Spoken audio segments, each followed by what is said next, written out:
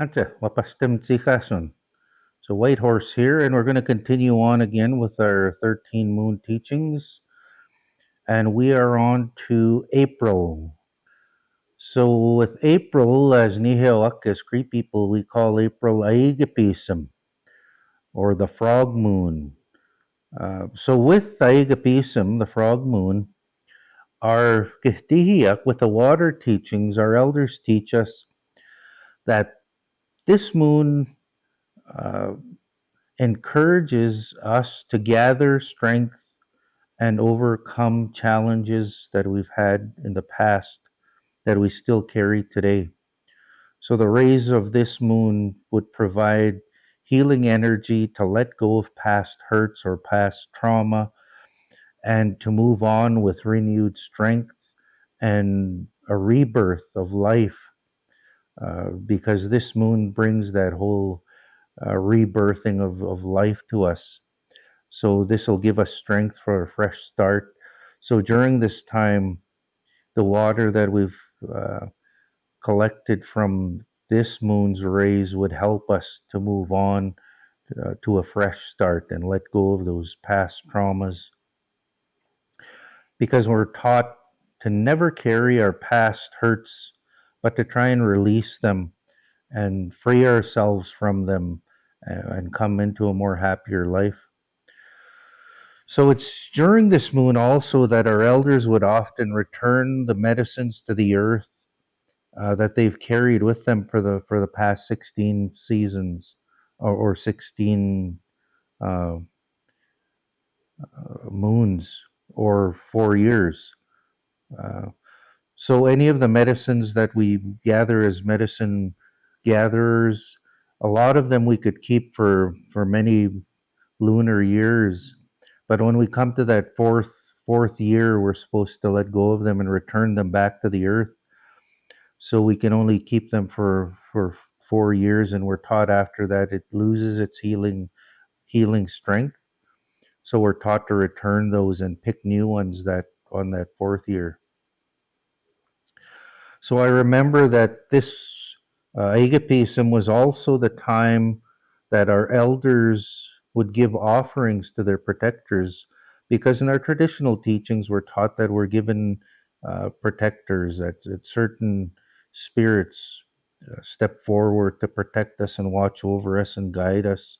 And it's during agapism, or the frog moon, where in the past our elders, our Kesteak, would thank those protectors and give them offerings by bringing them safely through the cold months and the dark months.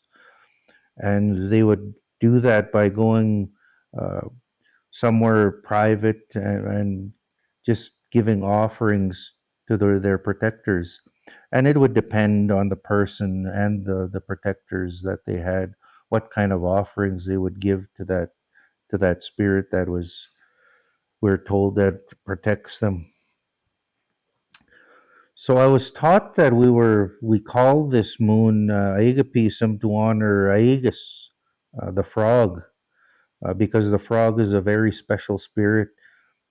Because the frog, or Aegus, is one of very few spirits that walks in both worlds. So not only does Aegus walk or live comfortably in the land and in the water, but we're told that Aegus also walks comfortably in both this physical world and in the spirit world.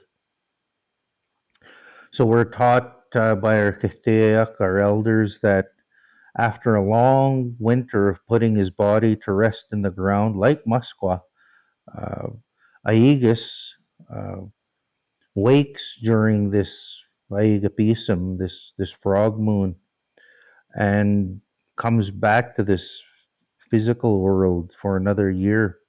And we're told that when he does return to us on Aegapism, the frog moon, he starts singing.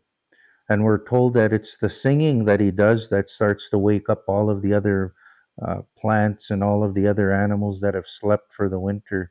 So it's only through hearing Aegis, the frog, sing when he comes out of the ground. We're taught that that's what wakes up all of our medicines, our plants, our trees. And we're told that if the frog ever does not sing when he comes out of the ground, that year our plants won't grow and our medicines won't grow. And so we're taught to respect Aegis the frog.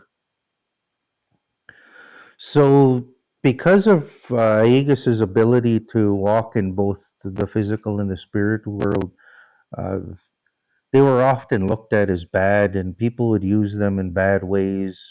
Uh, were taught in stories, and they were given sort of a bad name, just like Uhu, the owl, was also given a bad name, and people think they're bad because they have that ability to walk in both uh, our physical world and the spirit world.